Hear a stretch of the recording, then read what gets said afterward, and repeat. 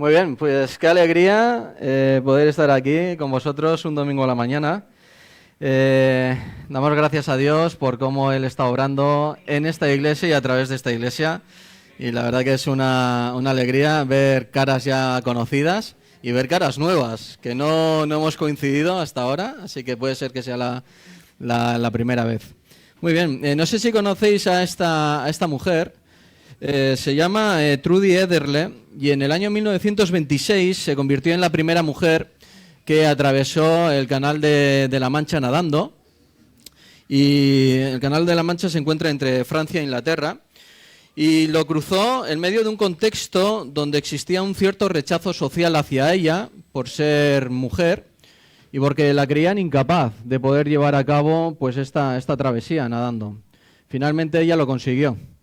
Y estaba enfocada en ese rumbo, estaba enfocada ella en ese propósito y la verdad que a través de esta hazaña que ella llevó a cabo transmitió un mensaje que era muy importante pues para toda la humanidad, ¿no?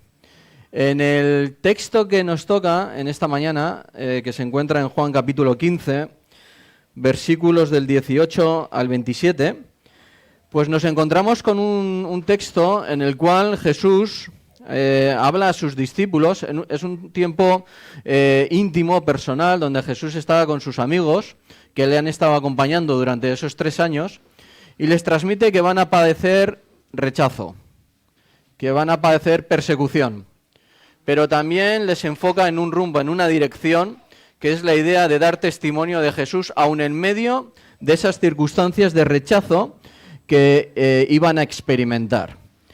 Y les transmiten estas palabras con la finalidad de que no se escandalizaran, con la finalidad de que no se asombraran, no se asustaran al ver ese rechazo que ellos iban a experimentar, sino que la finalidad era la finalidad de fortalecer su fe, ¿vale? Y en medio de este contexto, pues Jesús les transmite estas palabras. Juan capítulo 15, versículos del 18 al 27.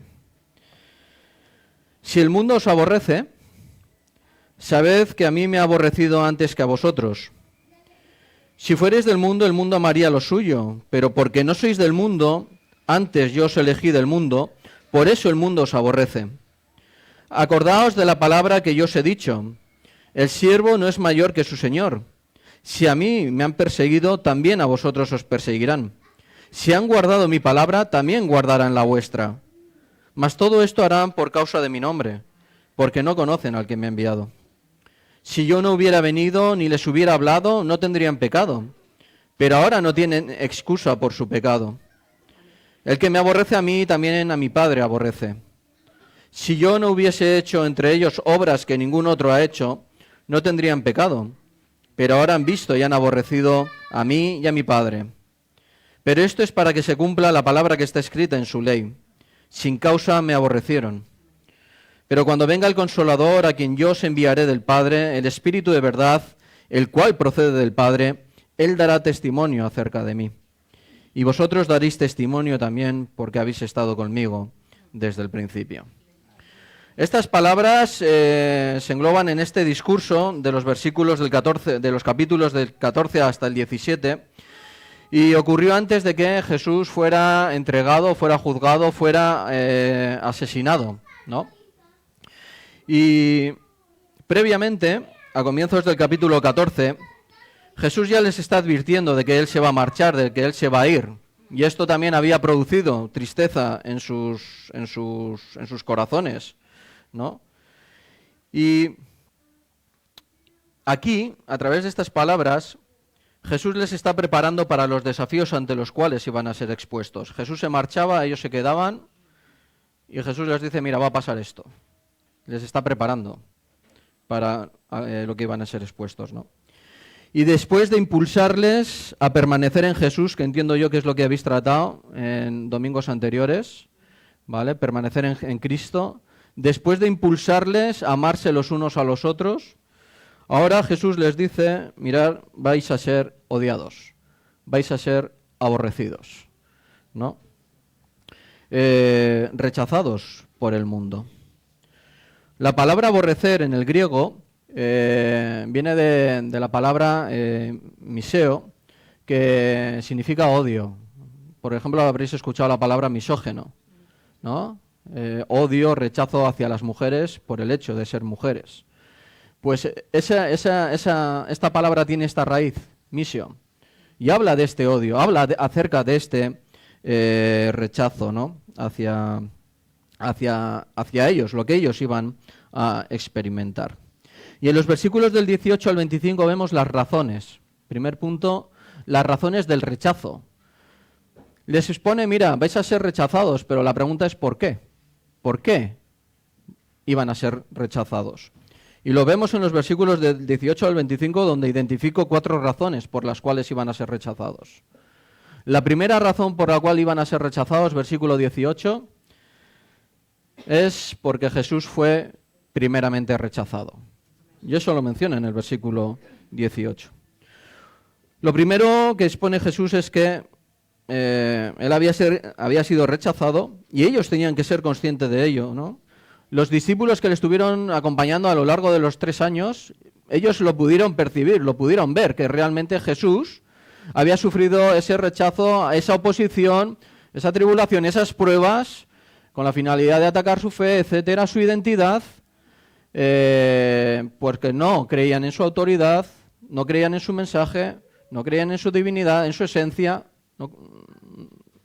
no creían en todo ello, ¿no? A pesar de todas las evidencias que Jesús mostraba como Dios y como hombre, ¿no? Y esto lo que nos hace ver es que Jesús no es alguien que te manda a hacer algo y que Él está exento, sino que dice, mira, vais a padecer persecución y perseverar en medio de la persecución, en medio del rechazo, pero tenéis que saber que yo lo he vivido primeramente. Y cuando nosotros somos conscientes de que en medio del rechazo que nosotros podamos vivir por causa de la fe en Cristo, lo primero que apunta a Jesús es a poner nuestra mirada en Él. No solamente en medio del dolor, etcétera, de la obra que Él llevó a cabo, sino también el sufrimiento que Él experimentó, porque eso nos hace ser conscientes de que Él nos entiende, Él nos comprende. Él no es alguien distante que no sabe qué es lo que vivimos, qué es lo que padecemos, sino que Él se identificó con nosotros como ser humano, ¿no? Y aquí hay un ejemplo claro en la Biblia, que es Job. Acompañarme a Job capítulo 10, porfa, y vamos a ver cómo Job experimenta esto mismo, ¿no? Y se lo expresa a Dios. ¿Vale?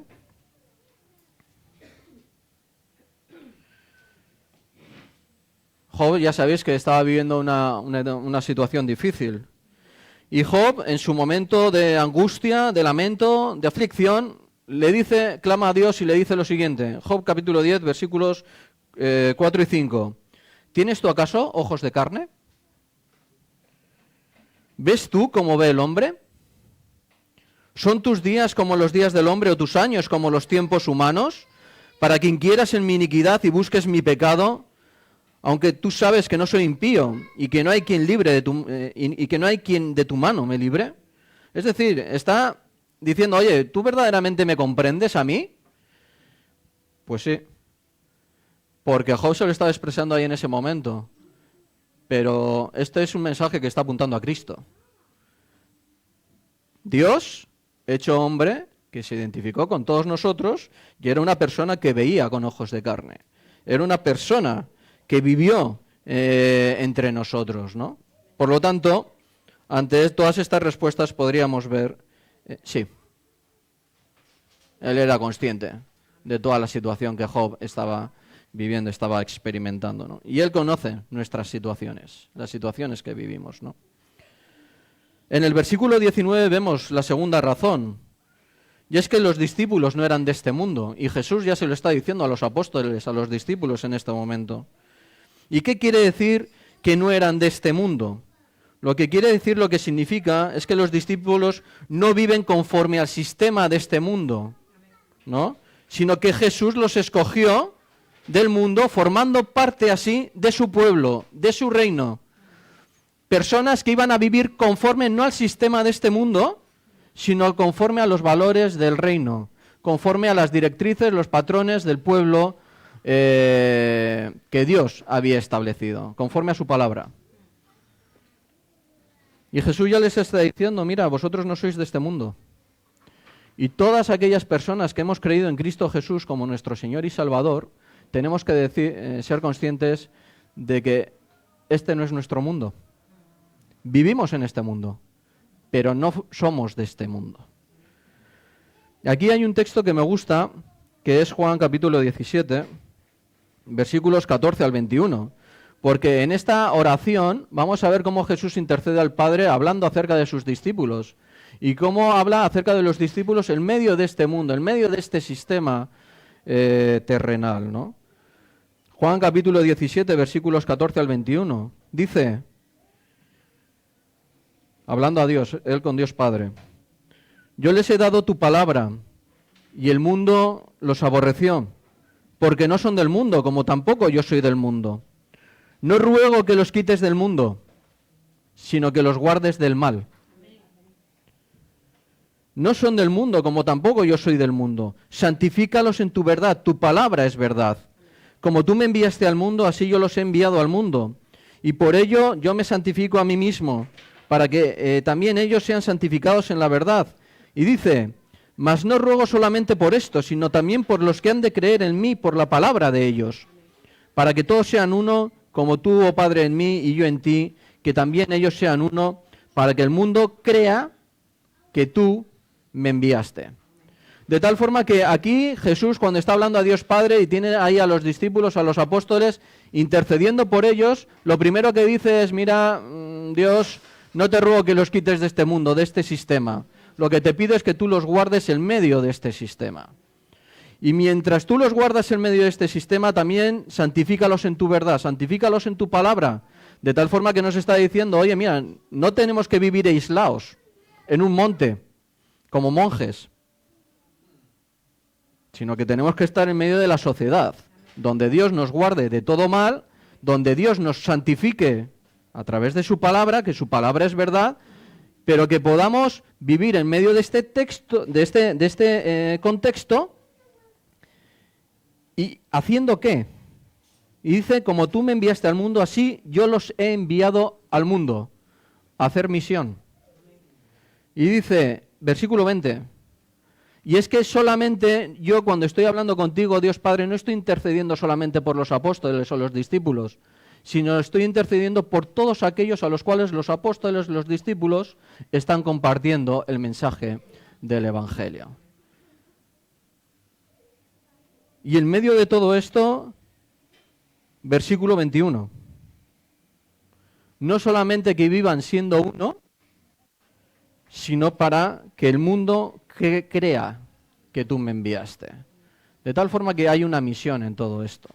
No somos de este mundo, no vivimos conforme al sistema de este mundo, pero la oración es que Dios nos guarde, nos proteja de todo mal, que Dios en medio de este mundo en el cual nos ha puesto que seamos santificados por medio de su palabra, que es verdad, que también nos guíe a la hora de transmitir su verdad, su mensaje del Evangelio, a otras personas en medio de este mundo, de tal forma que esas personas puedan creer en Cristo Jesús como su Señor y Salvador.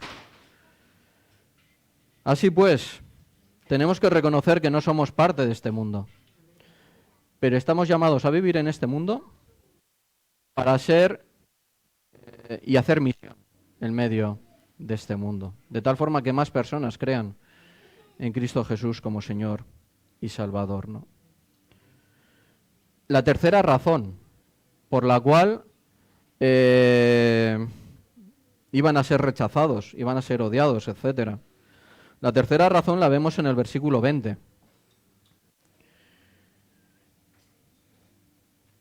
Los discípulos iban a ser tratados de la misma forma que Jesús fue tratado.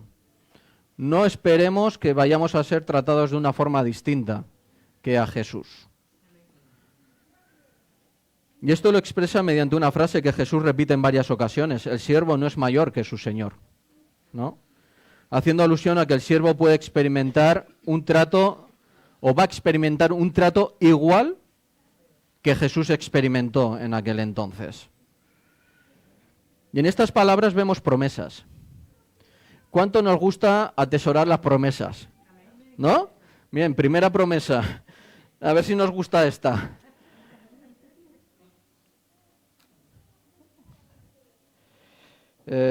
Versículo 20, primera promesa. ¿Cuál es la primera promesa que vemos ahí? A ver si nos gusta.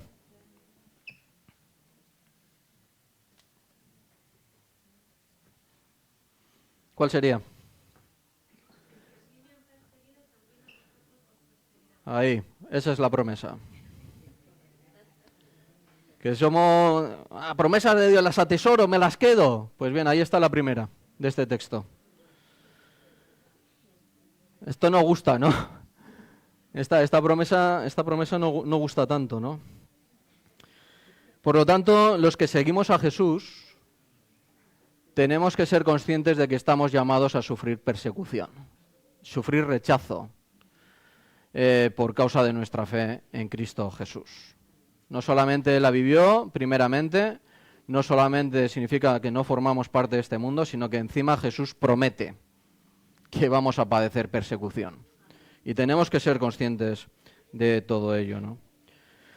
En Juan capítulo 15 y 16 se aprecia como una escala de manifestaciones impulsadas por este sentimiento de odio y rechazo. ¿Cómo se puede llegar a manifestar este odio y rechazo? Pues en Juan capítulo 15 y 16 vemos diferentes formas en las cuales se manifiesta este odio y rechazo. Aparecen palabras como persecución, palabras como expulsión de las sinagogas y asesinatos. Vemos que la manifestación de este odio y este rechazo puede ser muy variada, puede ser muy diversa, pero fijaos en el capítulo 16, versículo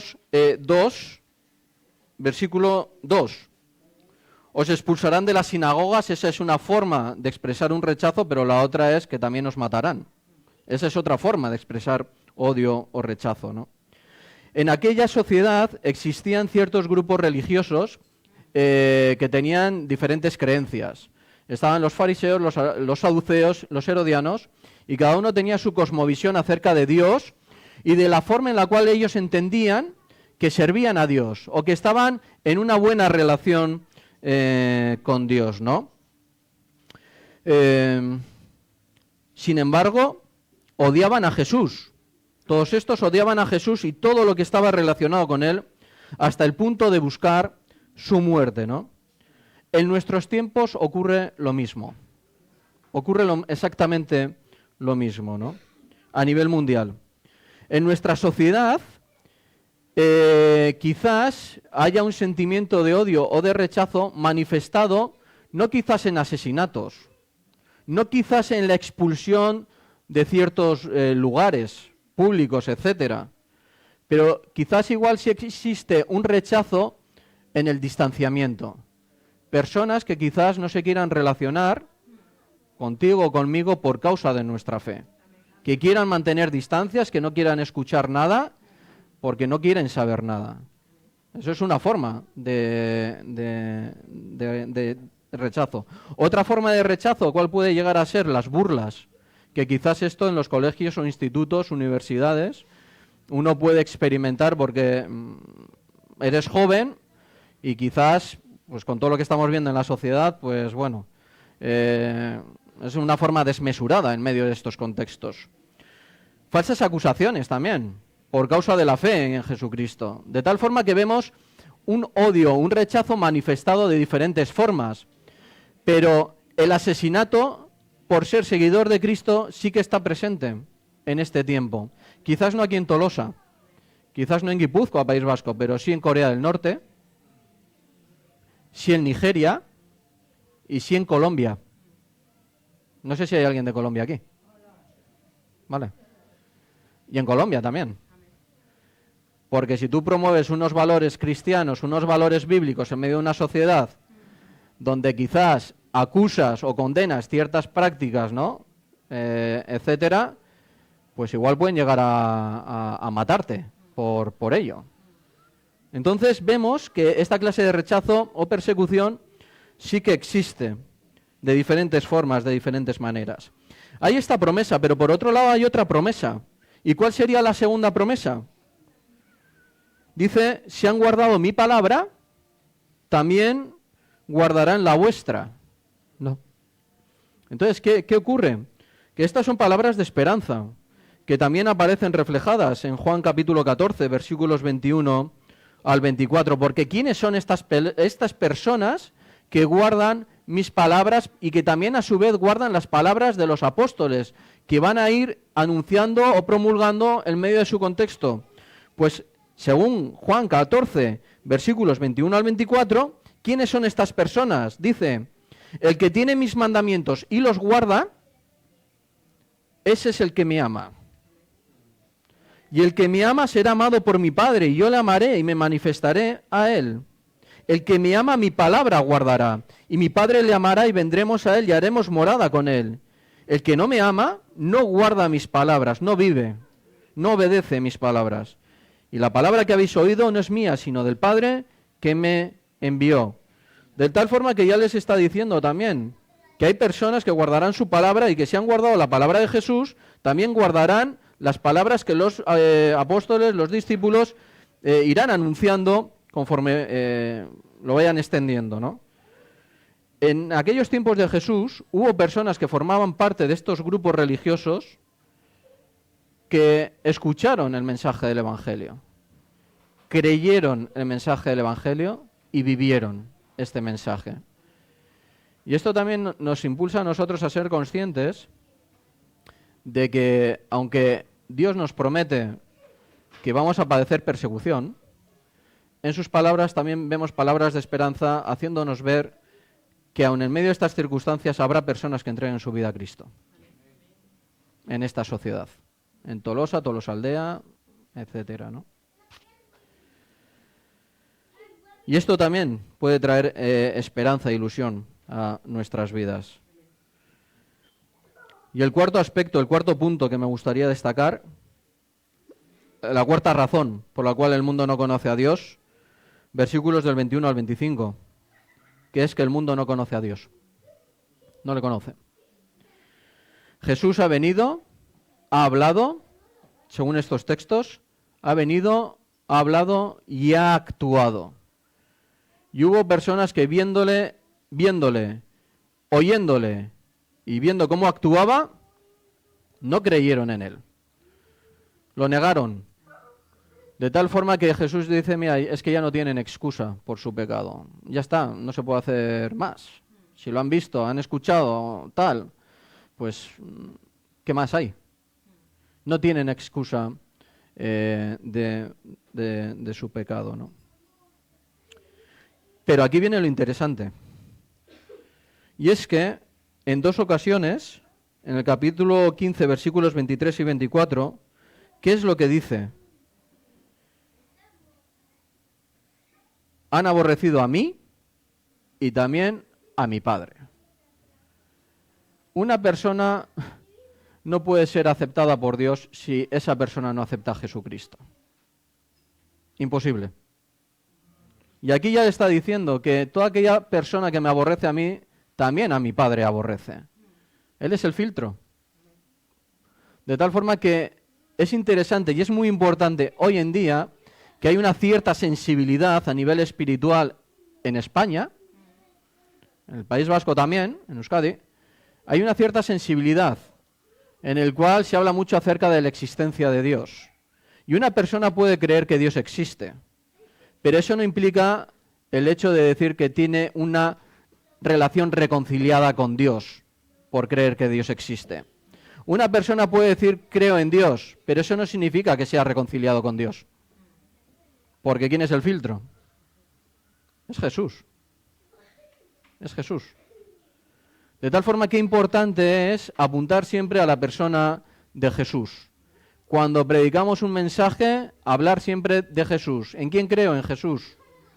Él es el camino, la verdad y la vida, ¿no? Y nadie llega al Padre si no es por mí, ¿no? Es a través de Cristo Jesús. Y es importante siempre hablar del Evangelio de Jesucristo, ¿no? Algunos persiguieron a Jesús pensando que de esa forma servían a Dios. Fijaos capítulo 16. versículo 2 al final. Algunos perseguían a Jesús pensando que ellos estaban convencidos que de esa forma servían a Dios, de que de esa forma agradaban a Dios, ¿no? Y cuando se menciona esta frase, menciona dos verdades, dos pensamientos que había sobre estas personas que perseguían a Jesús. Uno, primer pensamiento, Dios existe. Porque si pensaban que servían a Dios, pensaban que Dios existía. Y la segunda, el segundo pensamiento es que ellos creían que vivían agradando a Dios persiguiendo a Jesús, ¿no? Sin embargo, Jesús les revela que esa actitud, a través de esa actitud no estaban agradando a Dios, sino que le estaban rechazando totalmente a Dios.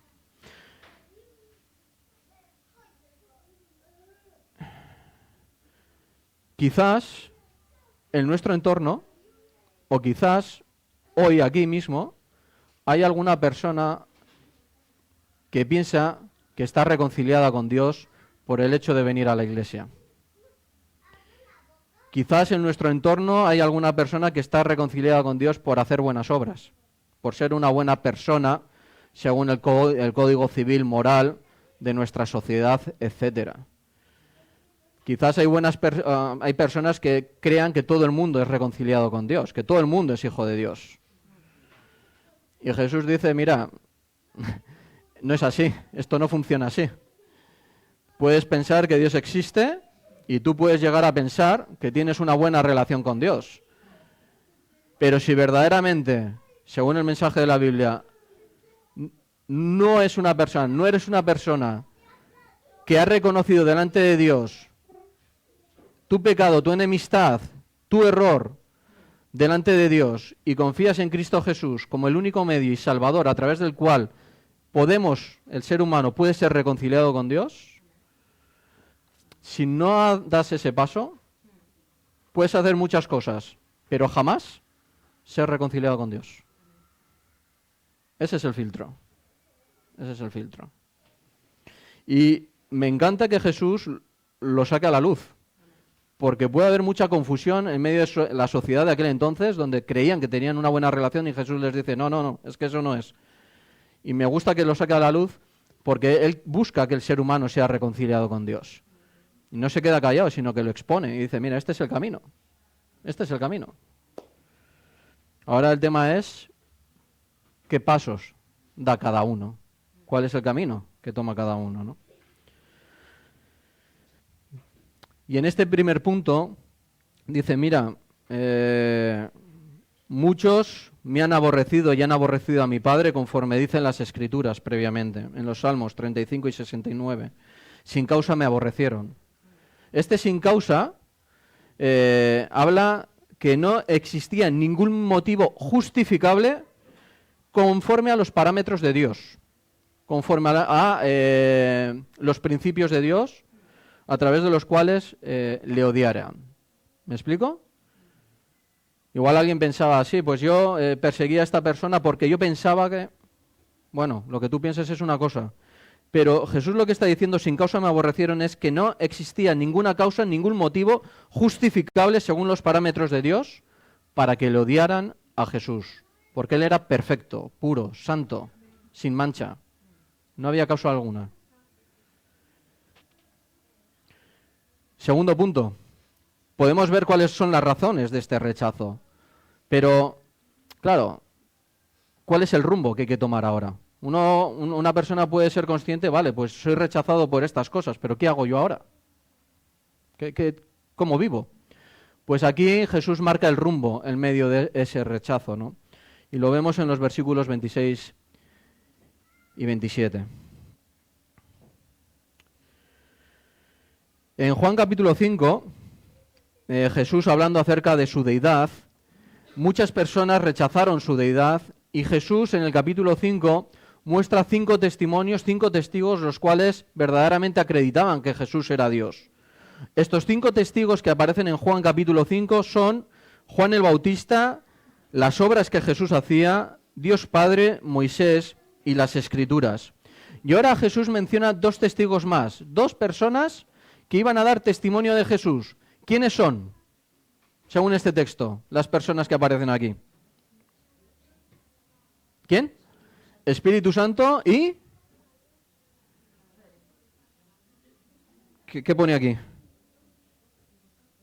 Vosotros, los discípulos, 2 testigos más que iban a dar testimonio acerca de Jesús. Me gusta, cuando hablamos acerca del Espíritu Santo, en este caso veo en el Espíritu Santo algunos aspectos, pero me gustaría destacar 2. Le identifica como consolador. Consuelo.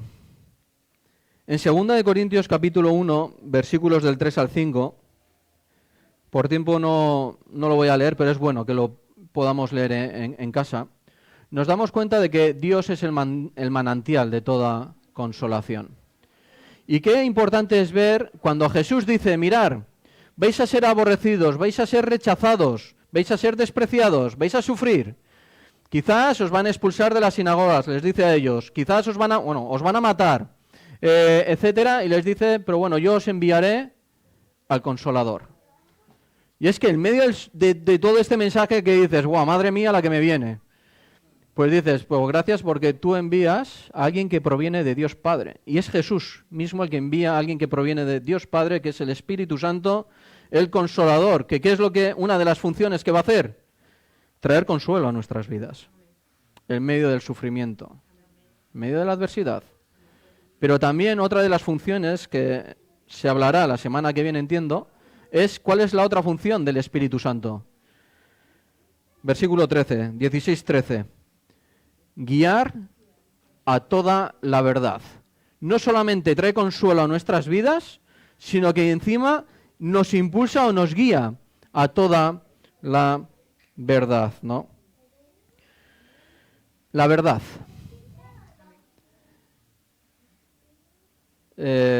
Vivimos tiempos donde es muy difícil, muy complicado saber qué es la verdad. Saber quién te está diciendo la verdad. Saber en quién confiar. No sé si habéis visto estas apps en las cuales pones una foto y te dice, hazme un vídeo estrellándose un avión detrás de esta persona. Y cogiendo la foto, pues te hace un vídeo de una persona y luego detrás aparece un avión quizás estrellándose o lo que sea, ¿no? Y no hay marcas de agua en el vídeo ni nada, de tal forma que uno cuando lo ve, dices, ¡guau! ¿Esto cuándo ha pasado? ¿Dónde ha pasado? ¿No? Es muy difícil hoy en día saber qué es verdad en los medios de comunicación. La verdad se ha vendido. Se ha vendido. Y una persona no sabe verdaderamente a quién creer, en quién confiar, en quién delegar tu vida. Y no solamente estamos hablando quizás en quién delegar nuestro dinero, nuestra economía. ¿Qué tal si hablamos de nuestros hijos? ¿A quién dejarías? ¿En manos de quién dejarías tus hijos? ¿No? ¿En manos de quién dejarías tu alma? Pues aquí, en este texto, lo que vemos es que en medio de este rechazo, de esta hostilidad, no solamente Jesús envía de Dios Padre a el Espíritu Santo, que es el Consolador, el Espíritu de verdad, aquel que nos guía a toda la verdad. De tal forma que podemos decir, ¡guau! Gracias, Señor. Estas son palabras de esperanza y de consuelo para nuestras vidas. Los cuales, el Espíritu Santo, ¿no? El cual da testimonio de Jesús. Pero por otro lado, el último versículo dice, y vosotros daréis testimonio de mí. Vosotros sois los que vais a dar testimonio de mí. En medio de esta hostilidad, este rechazo, esta persecución, etcétera, eso es. Les dice a ellos, vosotros vais a dar testimonio de mí. Guiados por el Espíritu Santo, etcétera, ¿no? Esto es una misión. Porque hay personas que quizás en medio de nuestra sociedad, de nuestro contexto, se encuentran perdidos. Donde quizás han depositado su alma, su confianza en ciertos mensajes, ciertas ideologías, ciertas costumbres de esta sociedad o de la sociedad de la cual proceden, que verdaderamente igual piensan que están reconciliados con Dios, pero Jesús dice, eso es mentira. Porque la única forma a través de la cual una persona puede ser reconciliada con Dios es creyendo en Jesucristo como Señor y Salvador de su vida. Y a esa misión nos ha llamado el Señor, a los que hemos creído en Cristo Jesús como Señor y Salvador. De tal forma, como conclusión, ¿cuál sería? En medio de un contexto donde Dios nos dice que estamos expuestos a padecer persecución, podemos rechazo en diferentes momentos de nuestra vida, lo que el Señor nos da es, nos presenta 4 razones por las cuales tenemos que ser conscientes de que vamos a ser rechazados por ser seguidores de Jesucristo, ¿no? Pero Él siempre nos impulsa o nos anima a poner nuestra mirada en Él. Es alguien que nos comprende, nos entiende. Tenemos que ser conscientes que no formamos parte de este mundo y que todo aquel que sigue a Jesús estamos expuestos a padecer lo que Él ha padecido. Pero tenemos palabras de esperanza, y es que aun en medio de esta sociedad habrá gente que confíe y cree en Jesucristo como su Señor y Salvador. Y tenemos razones por las cuales seremos perseguidos, pero también tenemos una misión que el Señor nos ha encomendado. Y es que no vamos solos, sino vamos con la persona del Espíritu Santo en nosotros, quien nos consuela, quien nos guía a toda la verdad y quien nos impulsa a dar testimonio de Jesús en medio de los tiempos que nos toca vivir. Eso da dirección a nuestra vida, dirección. Así que el Señor nos ayude a ser perseverantes aun en medio del rechazo que podamos estar expuestos y que nos ayude a cumplir con la misión que Él nos ha mandado a cada uno de nosotros. Así que le damos gloria a Dios. Me gustaría poder terminar orando. Sí, Padre, muchísimas gracias por tu palabra y gracias porque en ella nos revelas tu verdad, Señor. Gracias porque tú tienes el control de todo y el hecho de hacernos ver que estamos expuestos a padecer persecución nos hace ver que tú lo sabes todo. Que tú nos transmites palabras de advertencia para que estemos preparados ante esas situaciones, Señor. De tal forma que no nos sorprendan, no nos alteremos, sino que estemos tranquilos siendo conscientes de que tú ya nos habías avisado, Señor. Gracias porque tu palabra nos impulsa a fortalecer nuestra fe. Somos conscientes de la multitud de motivos que hay a los que... Estas razones, Señor, por las cuales padecemos persecución, Señor.